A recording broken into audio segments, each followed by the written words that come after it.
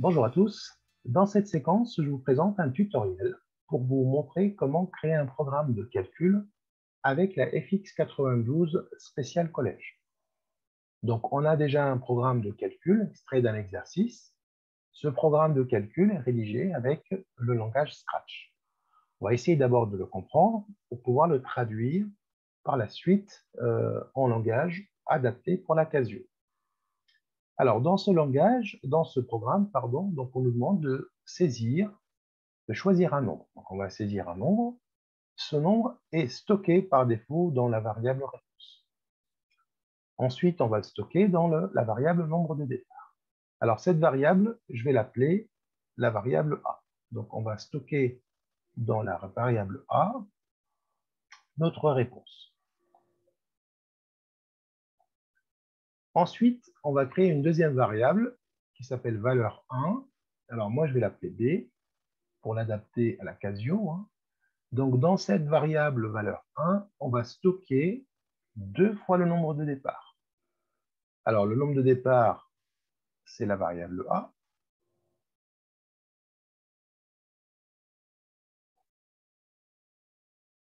Et donc là, on va stocker 2 fois le nombre de départ, c'est-à-dire 2 fois la variable A.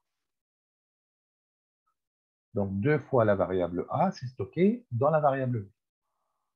Ensuite, la valeur 2, la variable qui correspond à la valeur 2, je vais l'appeler la variable C, et je vais stocker dedans ce qu'il y a dans la valeur 1, c'est-à-dire la variable P, plus 3. Voilà, donc on est en train de remplir tout doucement les variables. Donc dans la variable A, j'ai mon nombre de départ. Dans la variable B, j'ai 2 fois le nombre de départ. Dans la variable C, j'ai mis ce qu'il y avait dans la variable B, c'est-à-dire la variable valeur 2, plus 3. Très bien. Donc maintenant, on va passer à la valeur 3, que je vais appeler la variable D. Et là-dedans, je vais stocker ce qu'il y a au nombre de départ. Le nombre de départ, on a dit que c'était la variable A. Donc ça sera A moins 2. Donc on va retrancher 2 à ce qu'il y avait dans la variable A, ce qu'il y a dans la variable A. Donc A moins 2. Et enfin, une avant-dernière variable, non, c'est la dernière, pardon, que je vais appeler E. Donc dans cette variable-là, on va stocker ce qu'il y a dans la valeur 2 fois la valeur 3. Alors, la valeur 3, c'est D. Et celle qui précède, la 2, on l'a appelée la C. Donc, on va stocker C fois D dans la dernière variable qu'on a appelée le résultat. Et moi, je l'appelle E. Donc, E ici, on va l'appeler résultat par la suite avec la calculatrice. Très bien. On va essayer de comprendre ce programme. Donc, on nous dit montrer que si le nombre de départ est 3, alors le résultat sera 9. Alors, je vais créer une colonne ici. Voilà. Maintenant, si mon nombre de départ, c'est 3. Donc, je vais stocker dans A 3. Dans B, je vais avoir 2 fois 3. Donc, ça sera 6. Dans C, ici c'est B. Ici c'est C. Donc, dans C, je vais avoir 6 plus 3, donc c'est 9. Et dans D, on va stocker. Alors, dans D, on va stocker A moins 2. Alors, A, c'était 3. Donc, 3 moins 2, c'est 1. Et dans résultat, donc ça, c'est le résultat, c'est la E. On va stocker C fois D. Donc, C fois D, c'est 9 fois 1. Donc, c'est 9. Donc, on a injecté 3 et on a bien trouvé 9. Donc, c'est bien juste ce qu'on vient de faire comme schéma. Alors, quel est le résultat donné si le nombre de départ était 2,4? On va faire la même chose. Donc, 2,4 que je vais stocker dans A. Ensuite, dans B, je vais avoir 2 fois A. Donc 2 fois 2,4, c'est-à-dire 4,8. Dans la variable C, je vais ajouter 3 à 4,8, donc ce sera 7,8. Et dans la D, c'est A moins 2, c'est 2,4 moins 1, donc c'est moins 2, pardon, et donc c'est 0,4. On retranche 2 à 2,4. Et enfin, pour le résultat, donc je vais multiplier 7,8 par 0,4, et donc 7,8 par 0,4 va me donner 3,12. Donc voici la sortie du programme de calcul. Si j'injecte 2,4 à la sortie, j'aurai 3,12. Et enfin, une dernière colonne ici. Alors, on nous dit, donc c'est du calcul littéral maintenant, et si j'injectais x? Alors, si on injecte x, donc dans A, j'aurai x. Dans la variable b, j'aurai 2 fois a, donc 2x. Dans ma variable c, j'aurai donc le précédent, donc c'est-à-dire b plus 3, qui va me donner 2x plus 3. Dans la d, on va stocker a moins 2, donc c'est x qui est a moins 2. Et dans la e, donc je vais avoir c fois d, donc c fois d que je vais rédiger ici, donc c'est 2x plus 3 fois x moins 2. Je suis en train de faire la question C. Donc si j'injecte x comme nombre de départ, je dois trouver 2x au carré moins x moins 6. Sauf que moi, je trouve un produit. Qu'est-ce que je dois faire? Eh bien, la réponse est simple. Je dois tout simplement développer, parce qu'ici, j'ai une écriture développée. On va développer, donc 2x fois x, ça va me donner 2x au carré. Donc 2 fois x, ça fait 2x au carré. Ensuite, 2x fois moins 2, c'est moins 4x. Plus 3 fois x, plus 3 fois moins 2. Donc 3 fois moins 2, c'est moins 6. Donc j'ai appliqué la double distributivité. Alors, je réduis maintenant. En x au carré, j'ai qu'un seul terme. 2x au carré. Moins 4x plus 3x, il me restera moins 1x, c'est-à-dire moins x. Et moins 6, c'est tout seul. Il n'y a pas d'autre nombre de cette nature. Donc, le résultat de mon programme, la sortie de mon programme, c'est 2x plus 3 fois x moins 2, qui est la même chose que 2x au carré, moins x, moins 6. Je peux vérifier rapidement. En injectant 2,4, je suis censé trouver 2 fois 2,4 au carré. Donc, j'évalue cette expression en 2,4. Donc, 2 fois 2,4 au carré, moins 2,4, moins 6. Et si vous faites ce calcul, vous allez trouver très facilement à la calculatrice 3,12.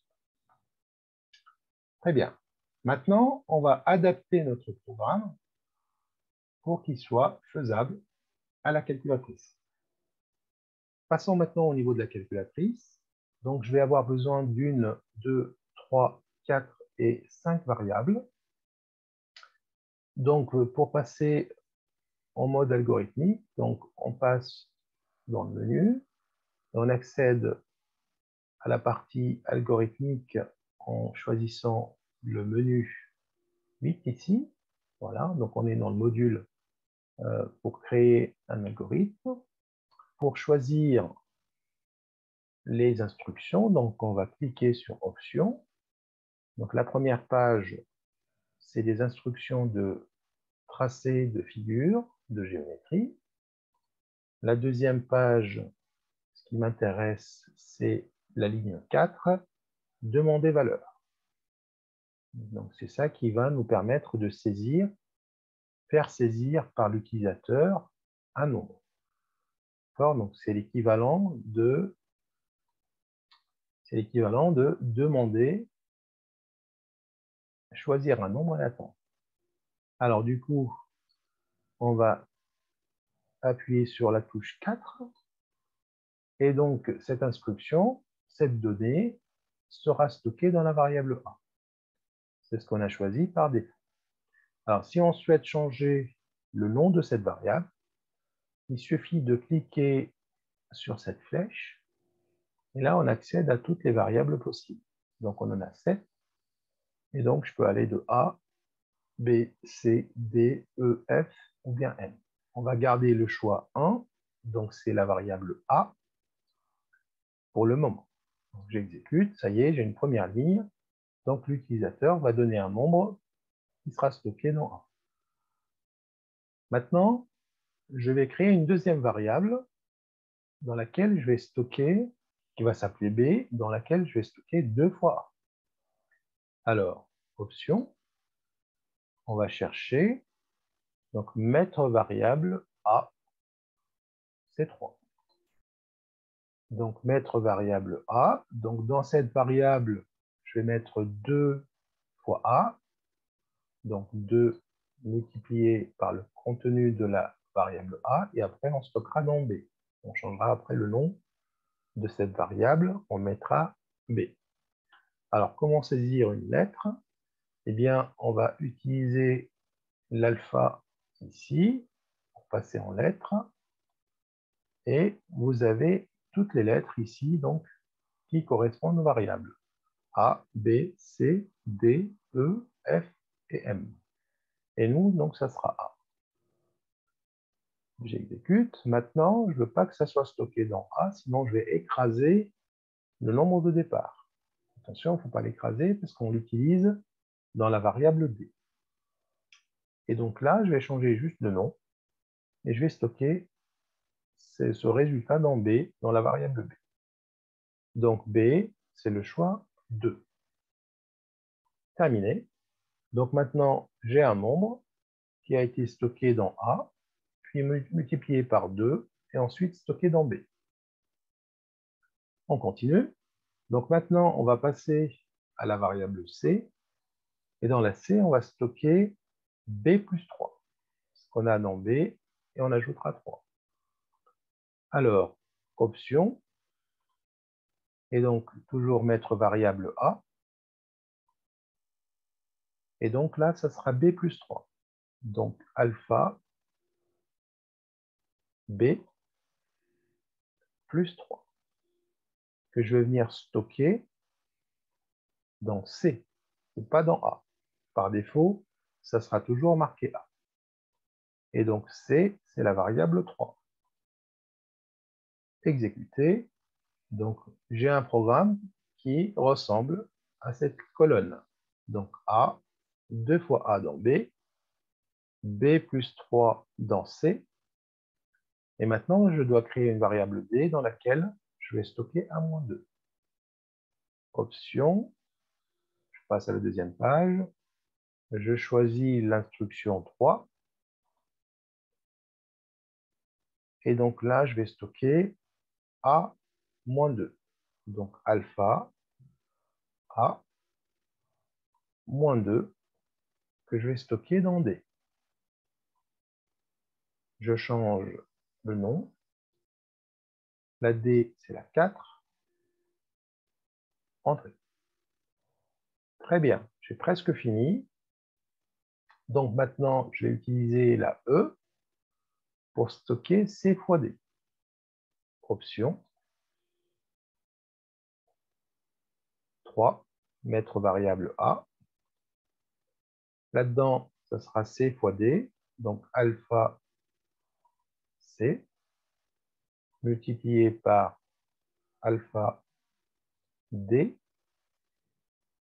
que je stockerai dans E. La E, c'est la 5. Très bien. J'ai fini mon programme. Donc maintenant, je vais travailler sur la sortie. Alors, la sortie, qu'est-ce que la Casio propose? On va aller dans Options.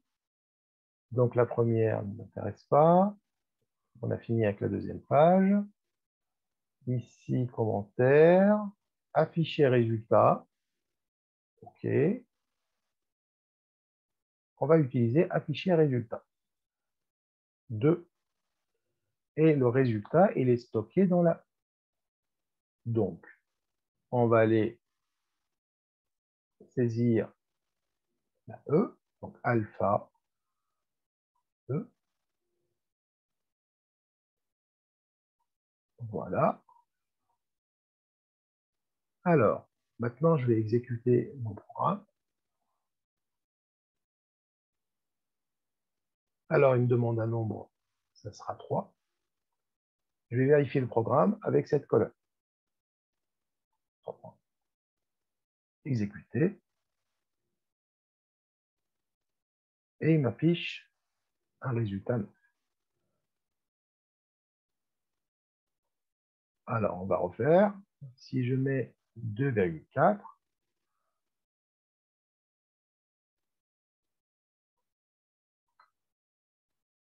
2,4, exécuter, 3,12 comme sortie. Alors maintenant, je voudrais qu'il me mette quand même résultat. D'accord? En lettres, j'aimerais qu'il m'affiche résultat égal. Bon, résultat 2 points. Alors, je vais revenir à Options.